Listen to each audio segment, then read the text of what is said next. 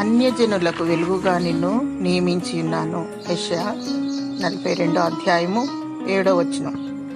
అయితే మీరు చీకటిలో నుండి ఆశ్చర్యకరమైన తన వెలుగులోనికి మిమ్మును పిలిచిన వాని గుణాతిశయములను ప్రచురము చేయు నిమిత్తము ఏర్పరచబడిన వంశమును, రాజులైన యాజక సమూహమును, పరిశుద్ధ జనమును, దేవుని సొత్తైన ప్రజలునై ఉన్నారు.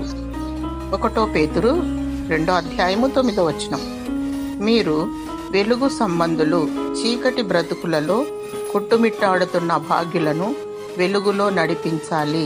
వెలుగును సృష్టించిన వాడు ఆది సంభూతుడును, సృష్టికర్త, రక్షణకర్త, ఆయన జీవము గల దేవుడు 2000 సంవత్సరముల క్రితము నిజమైన వెలుగుగా ఈ లోకానికి దిగివచ్చాడు.